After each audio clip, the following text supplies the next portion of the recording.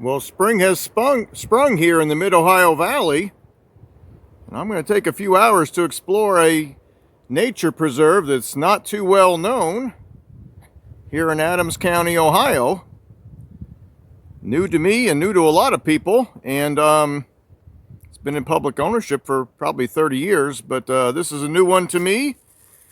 And I'm here the second week of April when there's a lot of plants in bloom and got some cooler weather, so these flowers will be sticking around for a few days.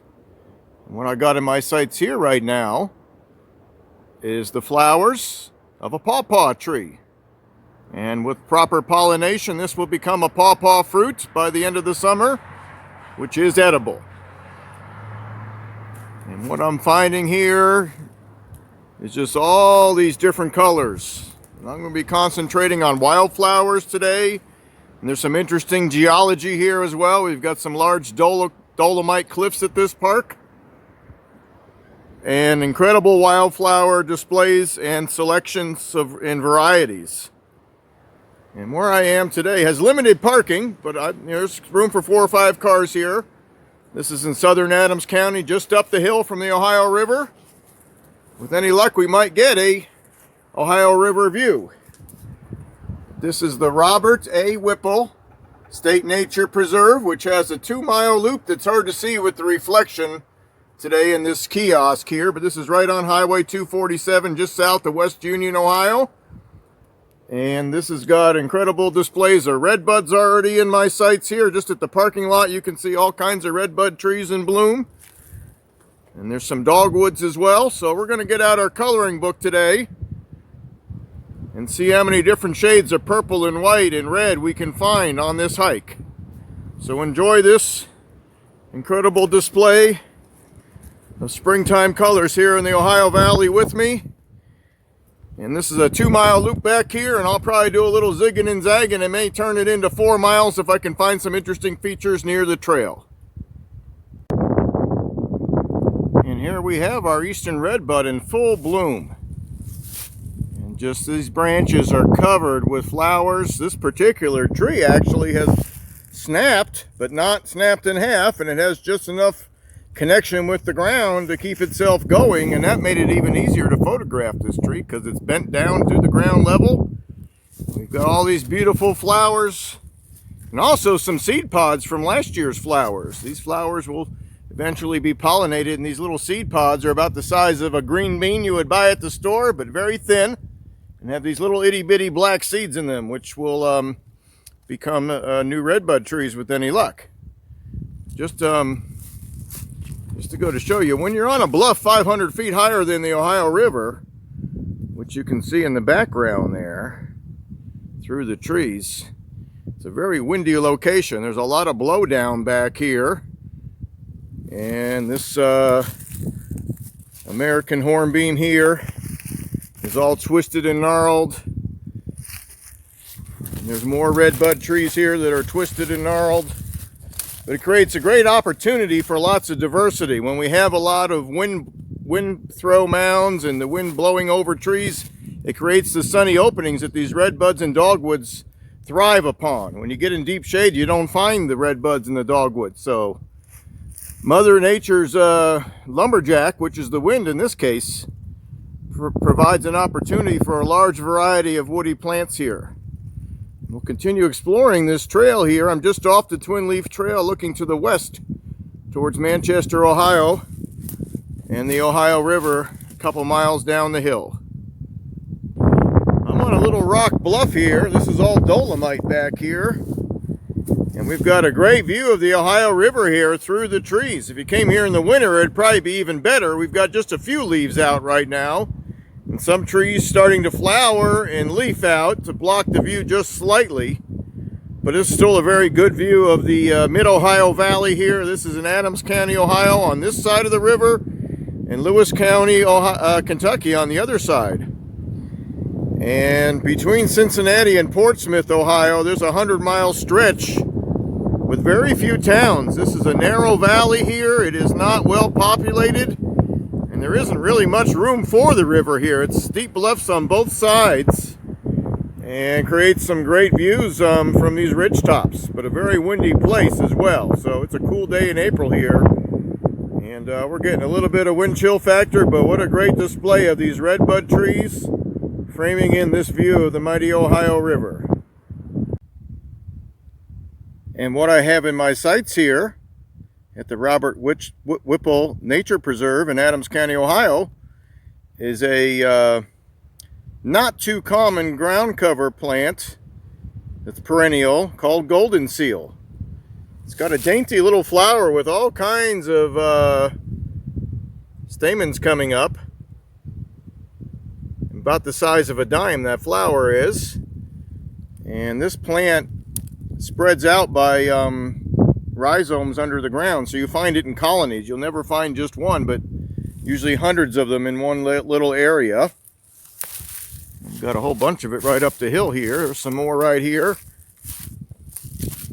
growing in a colony. And then thousands of them right up the hill here.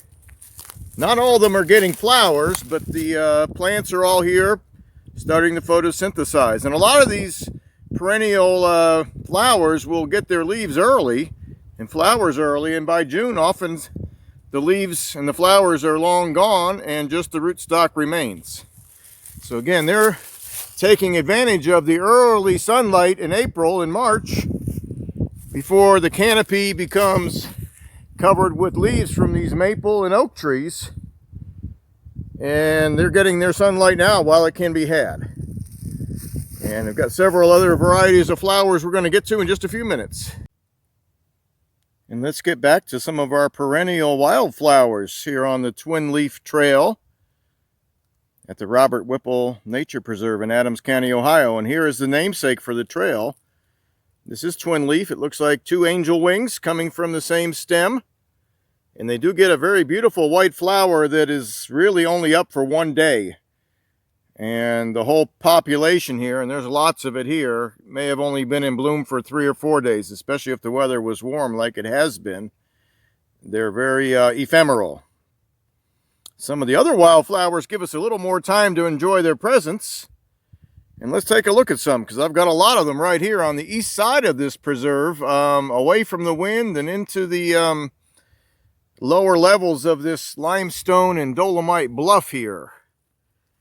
We've got these wood poppies covering this hillside. They got a beautiful yellow to orangish yellow flower, and they form colonies just like a lot of these other wildflowers.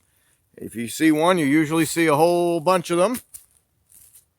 And that's what we have here, just covering this hillside. Just a beautiful place to go for a walk. And if you can't get out in the woods like I can, let's take a walk and you can enjoy Mother Nature's bounty here. And if you live in this part of the Ohio Valley, you don't need a garden because Mother Nature does it all for free. She provides these beautiful rock gardens where these dolomite chunks of rock break off the main cliff and slump down, and they provide wonderful habitat for all kinds of plants. And there's one growing on this dolomite right now, and I'm not familiar with it. So I'm going to leave it unnamed. We've got some bloodroot here that's already past its flowering, but the leaf is around for a few more weeks and it will die back and show up again next March. Lots of twin leaf back here. I'll pause just for a second and we'll get around the bend and keep looking. And we're starting to see some trilliums here. This is the what's called the drooping trillium here with the really large leaves. These do not have flowers, at least not right now.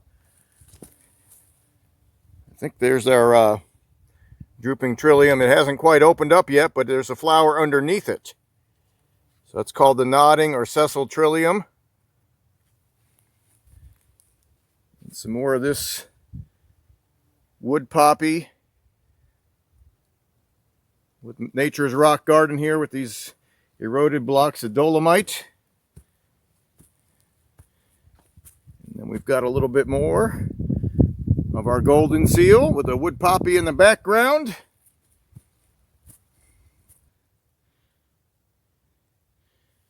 And just up the hill a little further, we've got a colony of white trillium, or large flowered trillium. The leaves on the large flowered trillium are smaller than that of the nodding trillium, but the flowers are larger and they face you. They do not nod underneath the plant. And more of our wood poppy as well. And we'll stop for just a second and keep going. And to finish off this little video clip of the east side of this preserve, we've got some Virginia bluebells kind of finishing up their blooming. They're one of the first wildflowers to come out, often in March. And our wood poppy is a few weeks behind, and they're both out right now. Again, this hillside is just incredible. We've got some dogwoods and redbuds way in the background there. So if you get out your coloring book, you can use about every color of crayon you got. And this is all done for free, courtesy of Mother Nature and land stewardship, where this land has been left for public ownership. So enjoy what I've seen so far, and we'll go around a little further and see if we can find more on the east side of this preserve. Well, to really admire these yellow violets, you got to get way down on your knees. They're about the size of a dime, but they are covering the forest floor here at the Whipple Nature Preserve in Adams County, Ohio. They're much smaller than the surrounding wildflowers. We've got our white or large flowered trillium here. And I'm just going to continue this video series on the wildflowers here, because as advertised in the brochures, this is a very, very good place to see wildflowers. So let's just enjoy this walk. We'll pause a couple times and keep admiring what's here, because this is incredible. I mean, there's just flowers everywhere. I probably can't even do it justice with words, so I'll keep my talking to a minimum, and let's just enjoy what's here, folks.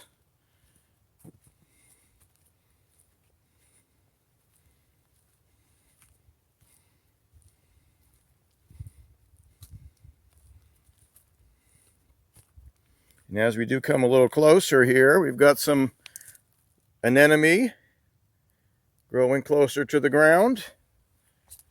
And more of the wood poppy with the larger yellow flowers. So we've got the large yellow flowers, and then if we get down low, we've got our yellow violets.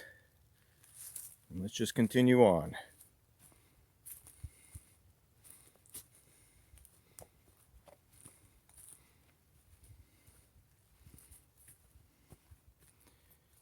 And not to be outdone, we've got some white violets here. Almost a lavender color, and more trillium and more wood poppy.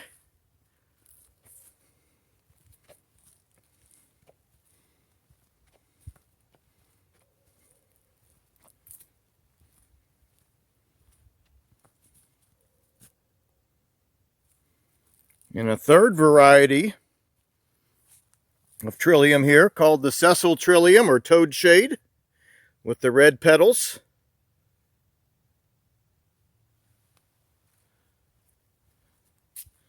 And of course, not to be outdone by the white and the yellow violet, we've got plenty of this purple violet here too. So every shade in the coloring book we've got here. And I'm going to continue on just a little longer just to show you this whole east side of this rock bluff here, which is above us here. It's just a natural garden, and it's uninterrupted wildflowers for probably at least a quarter mile here. So come out here in early to mid-April, and you're in for quite the treat. And the 2-mile loop here at the Whipple Nature Preserve would take about an hour and a half at the most to walk if you don't stop and look around.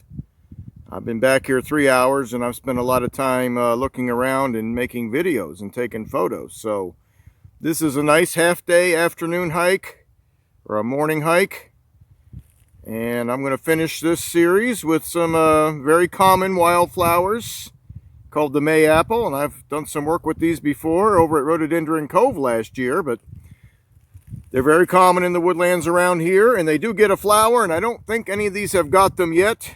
The leaves come up in March and April, but often the flowers wait a little longer, hence the name Mayapple.